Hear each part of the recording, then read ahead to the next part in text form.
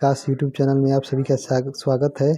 आज हम लोग जो पीछे 60 सवाल कर लिए थे उसका आज हम पार्ट 3 करेंगे, जो कि ग्रुप डी के लिए बहुत ही महत्वपूर्ण है, जो कि फिजिक्स का सवाल है। 30 से 40 अप्रॉक्स हम लोग सवाल करेंगे। तो वीडियो शुरू करते हैं और देखिएगा आप लोग। आगे हम लोग बढ़ते हैं। आज का पहला सवाल है आपका कि पृथ्वी के चारों ओर परिक्रमा कर रहा कृत्रिम उपग्रह इसलिए पृथ्वी पर नीचे नहीं गिरता क्योंकि पृथ्वी का आकर्षण। तो इसका हो जाएगा ऑप्शन डी, क्योंकि इसका आकर्षण उसकी गति के लिए आवश्यक त्वरण प्रदान करता है। आगे हम लोग बढ़ जाते हैं। अगला सवाल है 62 नंबर सवाल है। देखिएगा, एक भू उपग्रह अपने कक्ष में निरंतर गति करता है। यह अपकेंद्र बल के प्रभाव से होता है जो प्राप्त होता है। तो ये हो जाएगा इसका ऑप्शन डी, उपग्रह द्वारा पृथ्वी पर लगने वाले गुरुत्वाकर्षण से प्रभाव होता है। आगे हम लोग बढ़ जाते हैं। अगला सवाल है आपका, देखते हैं। 63 नंबर सवाल है कि किसी लिफ्ट में बैठे हुए व्यक्ति को अपना भार कब अधिक मालूम पड़ता है। तो जब लिफ्ट त्वरित गति से ऊपर की ओर जा रही है, तब ऊपर की ओर जब जाती है तो हम लोगों का भार बढ़ा हुआ मालूम होता है, और नीचे की ओर जब जाती है एक त्वरित गति से नीचे की ओर, तो भार घटा हुआ मालूम होता है। और जब एक समान वेग से ऊपर या नीचे चलती है, एक समान वेग से जिसका वेलोसिटी मतलब समान होता है, तो कोई परिवर्तन नहीं होता है। आगे हम लोग बढ़ जाते हैं। अगला सवाल है आपका 64। लोलक की कालावधि यानी टाइम पीरियड किस पर निर्भर करती है। तो लोलक की कालावधि या टाइम पीरियड लंबाई के ऊपर निर्भर करती है। आगे हम लोग बढ़ जाते हैं। 65। लोलक घड़ियाँ गर्मियों में सुस्त हो जाती है क्योंकि लोलक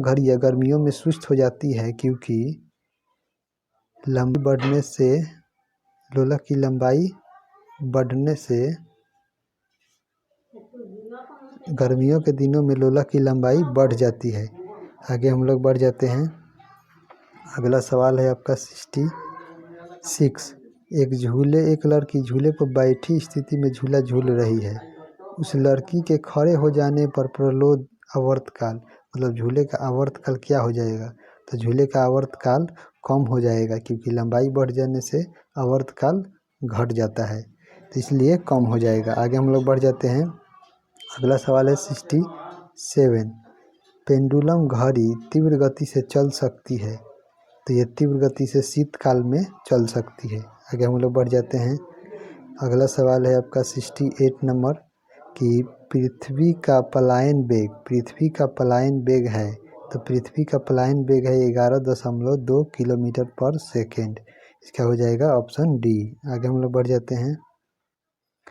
अगला सवाल है आपका, अगर किसी वस्तु को 8 किलोमीटर पर सेकेंड के वेग से अंतरिक्ष में फेंका जाए तो क्या होगा। तो ये वस्तु, इसका हो जाएगा ऑप्शन बी, वापस आ जाएगी। जबकि 11.2 किलोमीटर पर सेकेंड के वेग से फेंकेंगे तो ये अंतरिक्ष पृथ्वी पर कभी नहीं आती है, पलायन वेग से अंतरिक्ष में चले जाता है। आगे हम लोग बढ़ जाते हैं। 70 नंबर सवाल, चंद्रमा पर वायुमंडल नहीं होने का कारण है कि इस पर गैस अणुओं का पलायन वेग उनके वर्ग माध्य मूल वेग से कम होता है। चंद्रमा पर वायुमंडल इसलिए नहीं होता कि इस पर गैस अणुओं का पलायन वेग उनके वर्गमूल मध्यमान से कम होता है। आगे हम लोग बढ़ जाते हैं। 71 नंबर सवाल है, वर्षा की बूंद गोलाकार आकृति का कारण है। तो इसका हो जाएगा पृष्ठ तनाव। आगे हम लोग बढ़ जाते हैं। 72। वर्षा की बूंदें गोलाकार होती है क्योंकि जल के पृष्ठ तनाव होता है, जल में पृष्ठ तनाव होता है, इसलिए गोलाकार होती है। आगे हम लोग बढ़ जाते हैं। अगला सवाल है, तेल जल के तल पर फैल जाती है क्योंकि तेल का पृष्ठ तनाव पानी से कम होता है, इसलिए फैल जाती है। आगे हम लोग बढ़ जाते हैं। 74 नंबर सवाल है, साबुन के बुलबुले के अंदर का दाब वायुमंडलीय दाब से अधिक होता है। इसका हो जाएगा ऑप्शन ए। आगे हम लोग बढ़ जाते हैं। अगला सवाल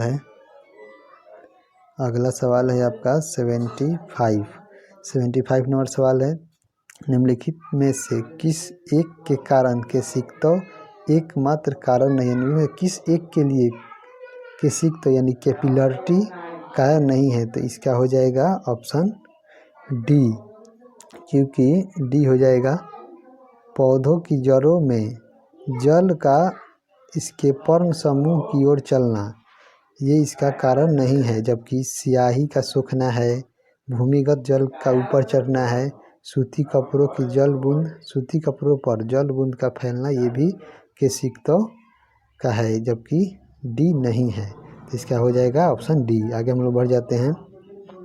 76 नंबर सवाल है आपका, बत्ती वाले स्टोव में किरोसिन की बत्ती के ऊपर चढ़ने का कारण है। तो ऊपर चढ़ने का कारण है आपका, बत्ती वाले स्टोव में किरोसिन की बत्ती का ऊपर चढ़ने का कारण पृष्ठ तनाव होता है। आगे हम लोग बढ़ जाते हैं। 77 नंबर सवाल है। 77 नंबर है सवाल। 77 है, एक किसनली में जल की अपेक्षा एक तरल अधिक ऊंचाई तक चढ़ता है। तो इसका कारण हो जाएगा कि तरल का पृष्ठ तनाव जल की अपेक्षा ज़्यादा होता है। तरल का पृष्ठ तनाव जल की अपेक्षा ज़्यादा होता है, इसलिए जल की अपेक्षा तरल अधिक ऊंचाई पर चढ़ जाता है। आगे हम लोग बढ़ जाते हैं। अगला सवाल है 78 नंबर सवाल में है, जब किसी झील की तली से उठकर वायु का बुलबुला ऊपरी सतह पर आएगा तो इसका आकार बढ़ जाता है। आगे हम लोग बढ़ जाते हैं। 79 नंबर सवाल है आपका। 79 नंबर सवाल है कि हवाई जहाज में यात्रा करते समय पेन से स्याही निकलने लगती है क्योंकि ऊंचाई बढ़ने के साथ वायुमंडलीय दाब में कमी होती है। इसका हो जाएगा ऑप्शन ए। आगे हम लोग बढ़ जाते हैं। 80 नंबर सवाल है, ऑटोमोबाइल के हाइड्रोलिक ब्रेक का कार्य करने का सिद्धांत है। ऑटोमोबाइल का हाइड्रोलिक ब्रेक ये पास्कल के नियम पर आधारित है। आगे हम लोग बढ़ जाते हैं। 81 नंबर, बैरोमीटर पाठ्यांक अचानक गिरावट हो जाने से निम्नलिखित में से कौन सी एक मौसम दशा इंगित करती है? तो ये हो जाएगा तूफानी मौसम को इंगित करती है। आगे हम लोग बढ़ जाते हैं। अगला सवाल है आपका। अगला सवाल है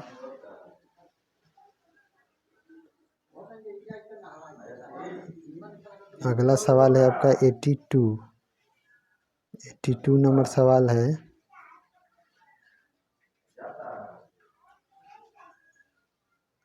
82 नंबर सवाल है आपका। 82 नंबर सवाल है।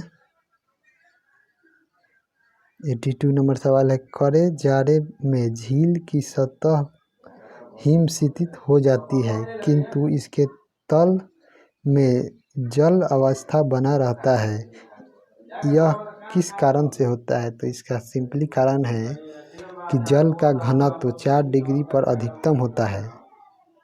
जल का घनत्व 4 डिग्री सेल्सियस पर अधिक होता है।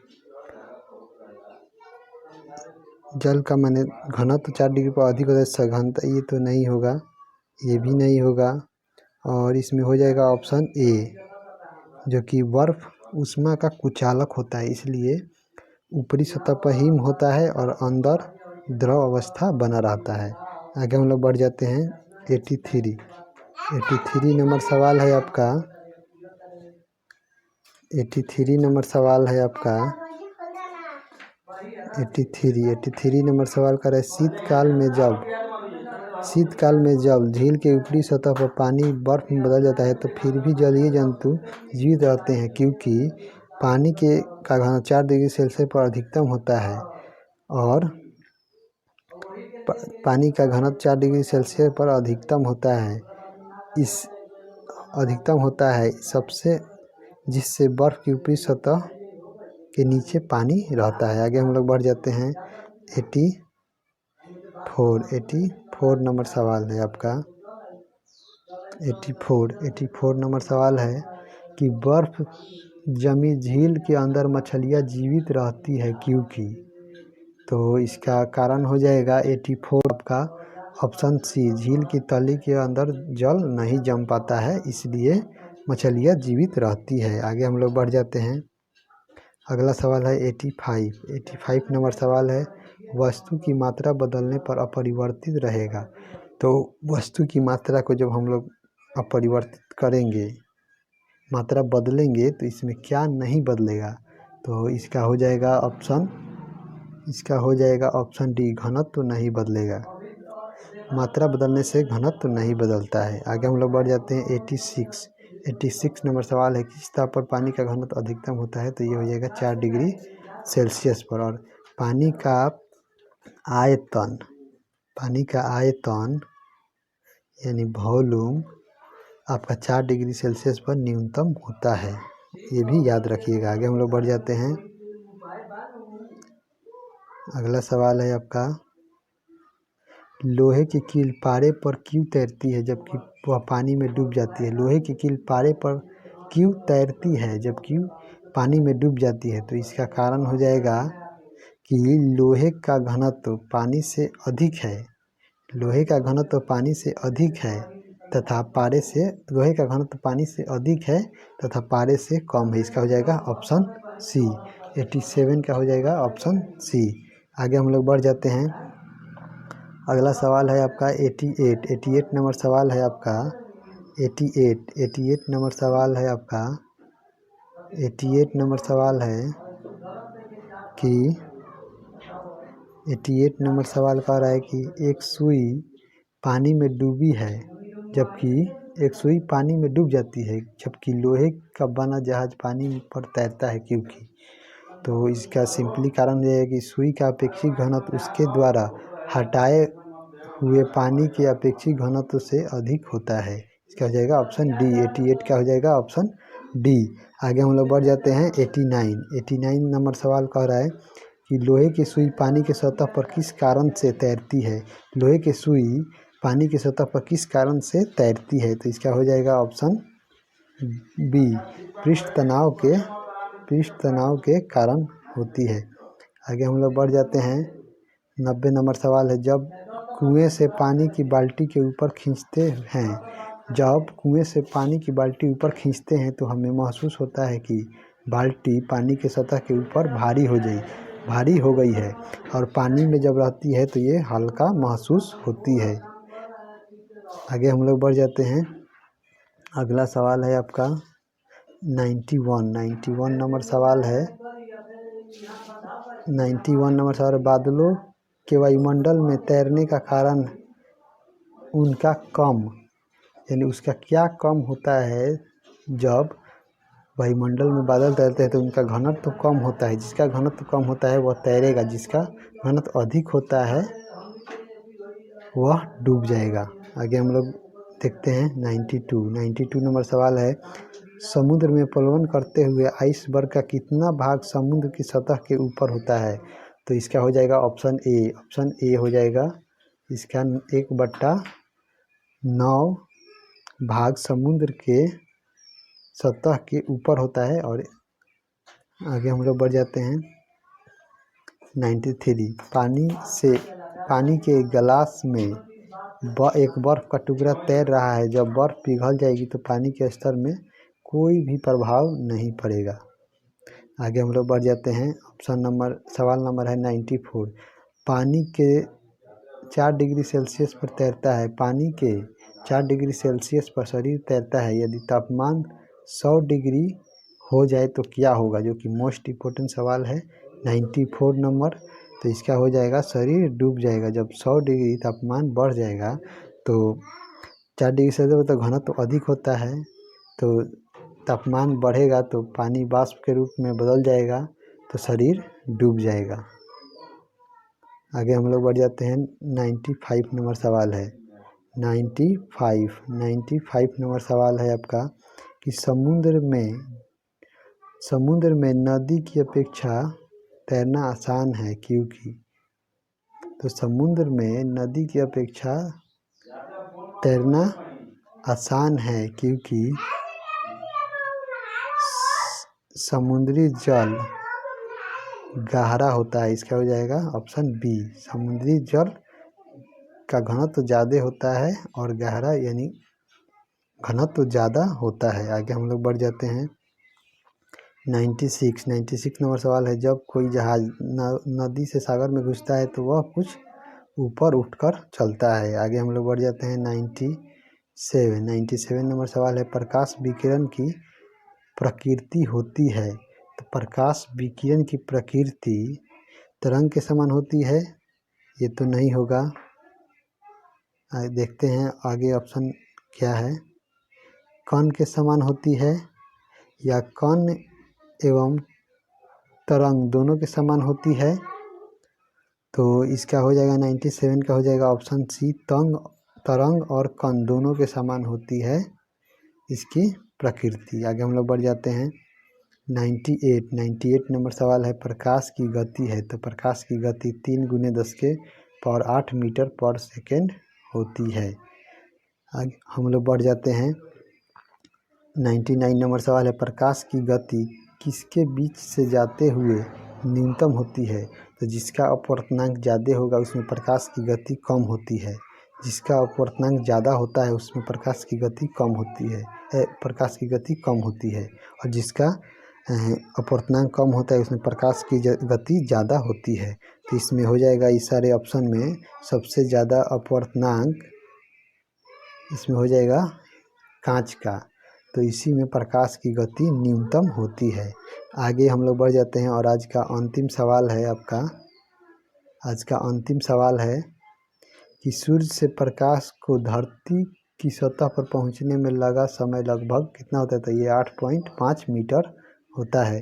तो आज का वीडियो कैसा लगा इसके लिए कमेंट कीजिएगा और चैनल को सब्सक्राइब कर लीजिएगा ग्रुप डी के लिए। और भी अच्छा आप लोगों का सिलेक्टेड सवाल लाया जाएगा। तो इस तब तक के लिए बाय।